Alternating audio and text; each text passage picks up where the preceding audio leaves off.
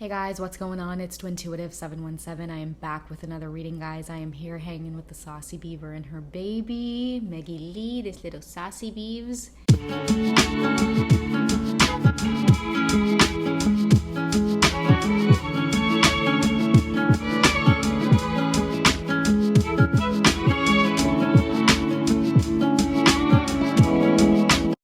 Hey guys, so this video is, I don't know, I'm feeling like it's all over the place, but I'm gonna do my best to be as organized as I can be, because that's been a goal of mine in these readings, rather than just going off of all of these messages. I want to make sense, and I really want to be organized in my thoughts. So, one of the first things that's coming up for me in this reading is the dark night of the soul. Some of us may call it Kundalini awakening, the dark night of the soul, as I like to refer to it, having your life flipped upside down.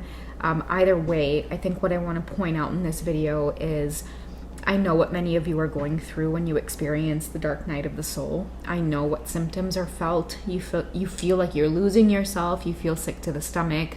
Many of you seek answers, and I'm feeling guided to say that, a lot of these symptoms end up happening because you're digging deeper and deeper and deeper into who it is you are. Okay, so what we end up doing is, like, we continue to strip away parts of us that have been pulled into the programming. Okay, because the minute we're born into this world, we do have this innate idea of who it is we are, what it is we came here for, what we're meant to do. But then as we grow, I feel like society, or just culture in itself, no matter where you are, it kind of starts eating away at that. So the dark night of the soul is all about stopping that energy from eating away at you, and you start to discover more and more of who it is you are at the core. And it's uncomfortable because it's depressing. Like, we lose friends, we lose family, we start getting into so much conflict with the people around us. We feel like everybody is just like, are you stupid? Like, how could you just follow along with the programming? And, that's why many of us start YouTube channels. We become awakened, right? We start wanting to speak up and spread the word to humanity about taking back control of our existence here.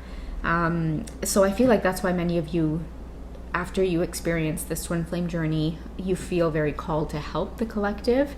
And it's because, a lot of the times, those who experience that Kundalini awakening, one of the things that ends up getting peeled away is the idea that we're all separate from one another.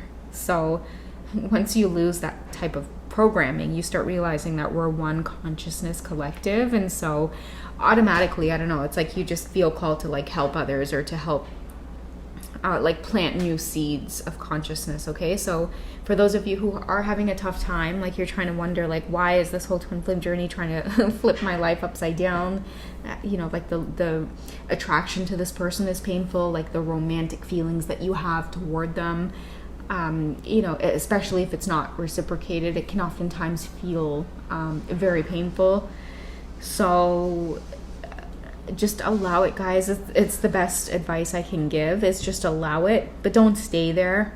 Okay, just allow yourself to experience the feelings, but know that you have that strength within you to understand and digest and absorb what the lessons are meant to teach you. And that's the thing that's crazy about this whole twin flame journey, is that, many of us who are on the journey, it can feel like we're all alone, because you know what's going to happen before it happens. You get all of these dreams, these synchronicities.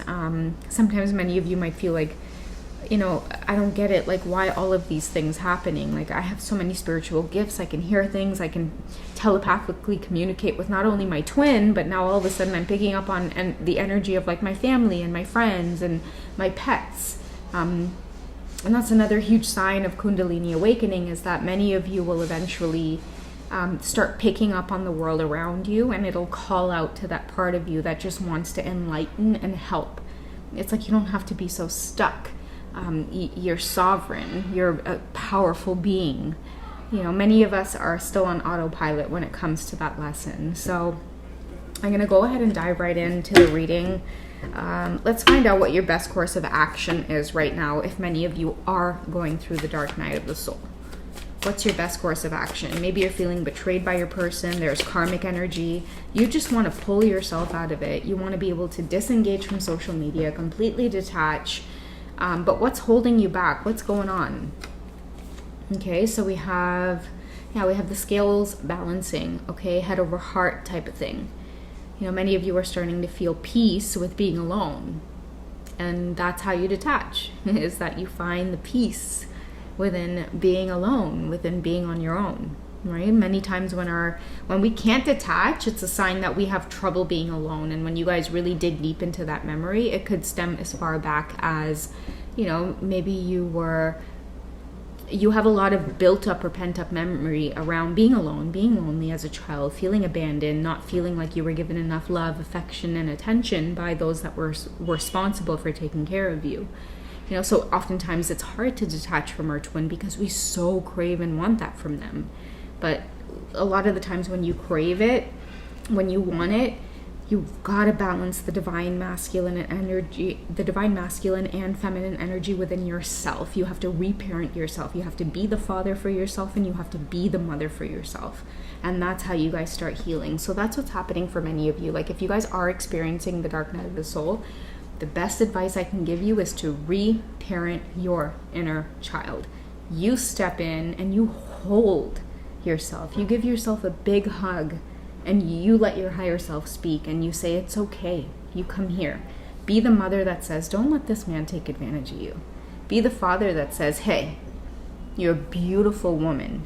Son, you're a strong man. This is not how somebody treats you.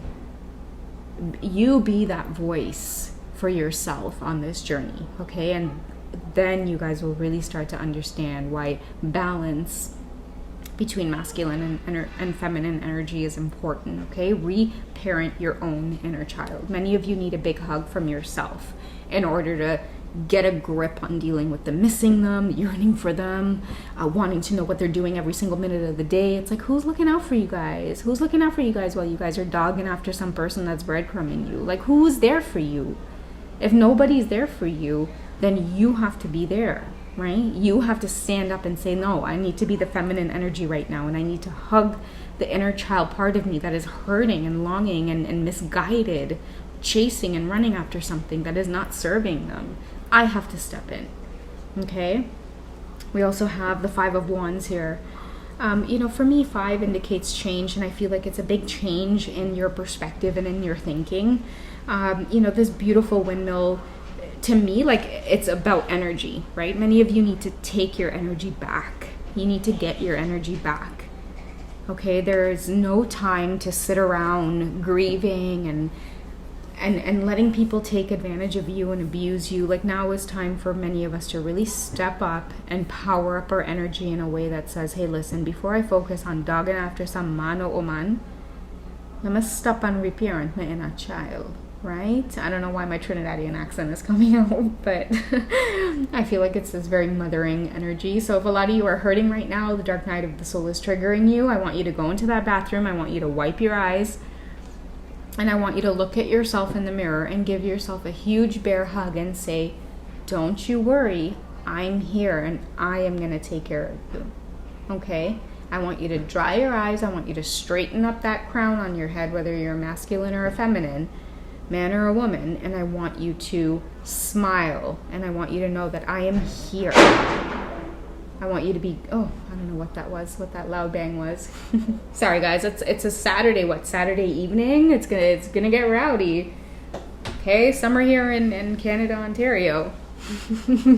So people are out just kind of hanging out, and I have my windows open because it's so windy, and so I'm loving the feel of like the wind blowing in here, and you know, but yeah, guys, like many of us, again, we need that big hug from ourselves. Okay, let's get feminine and masculine energy. So how is your divine masculine feeling in their heart space for you, and why is all of this coming up? What lessons do they need to learn around letting love in? Okay, so masculines, you're being called to stay optimistic about your love life. Positive thinking and faith will bring you romance, and sometimes having that faith is not always easy. But again, if you allow your inner father and inner mother to reparent your inner child, okay, so don't project blame onto anybody. Don't allow your childhood wounds to affect you.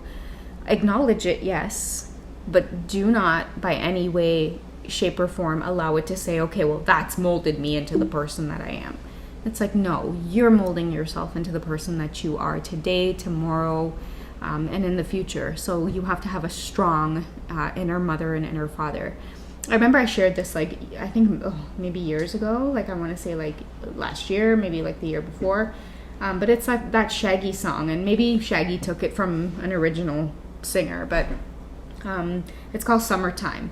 You know, if a daddy's rich, take her out for a meal, but if a daddy's poor, just do what you feel. All right, so it's kind of like that, right? Like your inner daddy has to be strong, so ain't nobody fucking taking advantage of you. Sorry, I didn't mean to curse. I'm so sorry. Especially if you guys, you know, I don't know, maybe feel offended by that, or you know, you don't see the use in using those words. But I guess it just came out like that because it's like, come on, like, you know, if your inner daddy is poor, people would just do what they feel. But if your inner daddy is rich, then people will treat you with respect. That's why you guys have to reparent yourselves, okay? So for the divine masculines, they're being called to just stay optimistic about this. It's what they want. It's what they long for, but they can't experience it until they can heal the inside of them that will allow them to receive and trust another person to give them this type of love. Another message I'm getting with this is like a lot of your masculines, they see you, okay? They see all of the love that you give, the energy that's so grounded, it's so beautiful, it's so warm, but for them, it's like a mirage. You know when you're in the desert and you're walking for too long and all of a sudden you see a big puddle of water because you're so thirsty, and then it's like when you get there, it is not a puddle. It was just basically the sun reflecting off of the sand.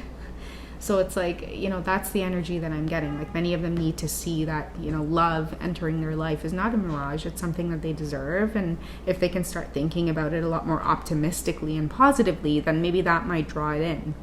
But they can't draw it in until they start reparenting themselves to say over and over and over again, like an affirmation, you deserve love. I deserve love. Right? I deserve love. I deserve love. I deserve love. Say it. Okay, divine masculines, if you're listening, when you guys go to bed or if you wake up early in the morning, let's say you have to go to work for 6 a.m. or not 6 a.m., but let's say you have to be in work by 8 a.m. and you normally wake up around 6. Spend like 5 minutes in your bed before you actually get out of bed. Repeat that affirmation over and over and over again. I deserve love. I deserve love. Okay, it's about reprogramming and reparenting is what I'm feeling for this reading. Okay, so let's go ahead and get a message for the feminines. Divine feminines, what do you need to know about the dark night of the soul? Okay, so we have honeymoon. I feel like you guys are being called to just trust, okay? And this also indicates that you deserve love. It says here, enjoy the bliss of holiday time together. What I'm hearing is many of the divine feminines, that when you're in separation from your masculine, a lot of you go on a lot of like fantasy adventures with them, like in your head. Okay, you enjoy thinking about them. You enjoy just kind of tuning out in meditation sometimes and taking yourself on a honeymoon with your divine masculines. If a lot of you guys do that, I feel like this is a validation that says like enjoy the time together. Like you know exactly what that means, divine feminine. All right, you guys have a way of feeling your divine masculine's energy even when separation occurs. You don't let physical separation bother you or turn you into someone that you're not, right? The stalker, because you understand that it's like you can experience this honeymoon energy anytime with them. All you have to do is sit in meditation and close your eyes because you know what you know, right? You know that's your divine masculine. Ain't nobody got to tell you that. And believe me, for your divine masculines, they know you're their divine feminine. And that's why many of them will start stepping on this path to reparenting their inner child, because they deserve love. They want it, you know? Okay, I don't know if I'm going to be able to show the picture, but I'll use the Tarot of Sexual Magic just because that's really been like a theme, especially in the Dark Night of the Soul. It's like you guys crave each other. I won't take that, guys, just because I'm not guided to. Let me give it a good shuffle first, and I'll cut it in half.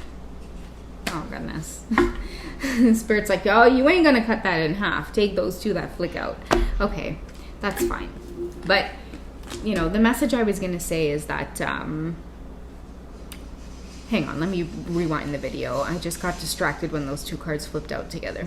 Yeah, sorry guys, I don't know, I ended up losing my my train of thought there, but what I was saying before that is about the masculines, you know, reparenting themselves, and many of the divine feminines at this time trusting that, you know, the separation doesn't have to bother you while they go off on this journey to reparent themselves, right? Because many of us, we project. If we're in the feminine energy and our masculine's not reaching out, or they decide to take space, they don't want to communicate. Oh, why can't you communicate? Oh, communication is this, and that. It's like, if they haven't reparent their inner child, how are they going to know the value of reparenting themselves, right? Like, the truth be told, they ghost because they literally don't know how to communicate. It feels uncomfortable. They're not used to it. They're not used to sitting around with mom and dad and having these in-depth conversations where communication is easy to talk about your feelings. It's like, no. Many of the divine masculine and feminines have grown up in households that are silent, right? You don't communicate with one another. It's just come and go type of thing. And that's painful. Sorry guys, let me shut my doors. Don't worry, I'm keeping my train of thought in mind.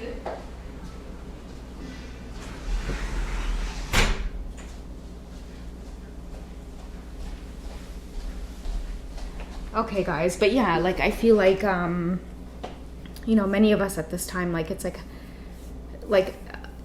it's frustrating because it's like you want the masculines to communicate, you know, you do, and for many of us in the feminine energy, because we're the receivers, it's easy to receive and it's easy to like give and take in the feminine energy. But for many of your masculines, they feel so closed off because they don't have those experiences that maybe you have had as a divine feminine.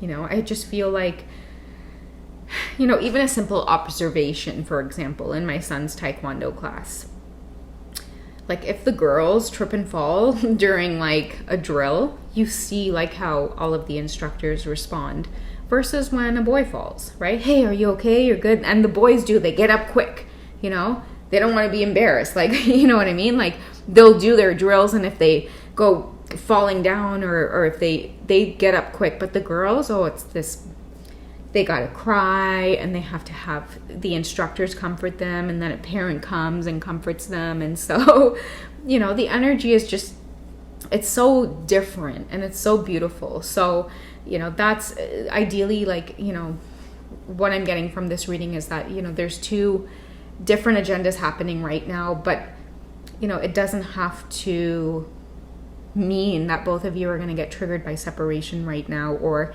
feel like you don't know how to take on the dark night of the soul. You do. I promise you guys, you know that you do. Okay? And also too, I'm hearing about the dark night of the soul. Like for me, the dark night of the soul means Kundalini awakening. And, you know, okay, so sometimes you might find like people will seek out like, oh, how do I activate my Kundalini? Or, you know, it's like, I don't know anybody in the right mind who would actually want to consciously activate their Kundalini. I just feel like it's something that just happens to us as humans in really traumatic experiences. And then we kind of go on that path. But I'm hearing like for many of you who have already experienced it, you know, look into like meditation, because pausing the mind and making the mind as clear and silent as possible is going to be a remedy for a lot of the symptoms you're feeling. Okay, especially if many of you are heavy in thoughts, like you dissociate a lot, or excuse me. Yeah, so if you dissociate a lot, or if you feel very detached from this world or this earth or this planet, it's like sometimes you might say to yourself at night, like, I can't wait to go home.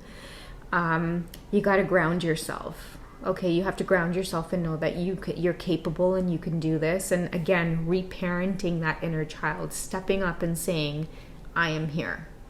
I am here to take care of you.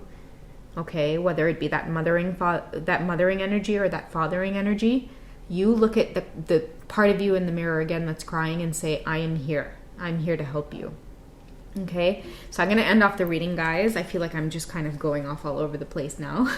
But I have the Queen of Pentacles, and, we do have the Divine Masculine at her feet. For me, the Queen of Pentacles it really makes me think of this honeymoon card, right? Like, they see you as very abundant. You're not stressed out about the connection. If you're in the Divine Feminine energy, most likely you were more easily able to accept that this is the twin flame journey. There's Kundalini awakening. Okay, let me go out and seek out healing. Whereas many of your masculines were really triggered by going to seek out the healing. Okay, but now that they are seeking out the healing, they look at you like the Queen of Pentacles. Okay, someone reliable, someone who is trustworthy, someone who can dig their feet into the ground and be a trusted source. You maybe take care of your home, your children, your community. People rely on you for advice or wise counsel. You have a heart of gold. Like, you're always looking out for other people. But the reason you're able to do that is because you know how to pour into all of your own cups. Like, that's also very important to many of you who are in the Queen of Pentacles energy. The reason you're able to give the way that you can give and have people lean on you the way that they lean on you is because you know how to fulfill yourself in every way, shape, or form. And that's why you guys are in this honeymoon energy of, trusting that many of your masculines will be okay, and that it's okay if they go off and venture off and do their own thing right now, because it's part of their awakening. If you guys take a close look at this card here, we have the couple under the moon in the background. I feel like that represents many of your Divine Masculines' dreams and wishes and goals for themselves. But if you look at his face here, he's really frustrated, right? I feel like his subconscious mind says, this is what you ideally want, and this twin flame experience is here to remind you of that. In a culture that's filled with, you need to be a bachelor for the rest of your life, and, sleep around and don't get tied down, don't let no bitch tie you down type of thing. Like, many of your masculines have been poisoned with that type of mentality and thinking, so much to the point where it's like many of them are older in life now, and, they don't have any children, they've never been married, they don't know what it's like to really feel the love you feel when you look into your child's eyes, or the love you feel when you look into your partner's eyes. It's like, I feel like many of your masculines at this time, the reason the journey feels so tough with the dark night of the soul is because they're starting to realize how much they've been culturally programmed. And now they're starting to honor, that biological programming in a sense, like, I'm a Divine Masculine. What does that mean? So yeah, I guess that's what I have for you guys for today's reading. I'm going to post a video for you guys in the community feed because I think it'll be really helpful in also helping you to understand, the whole reparenting of the inner child, and just knowing how to be there for ourselves first before we go, pulling on our twin flames energy to come and save the day. All right. So I hope you guys have enjoyed. I love you guys. Take care, and I will catch you in the next reading. All right. Bye, guys.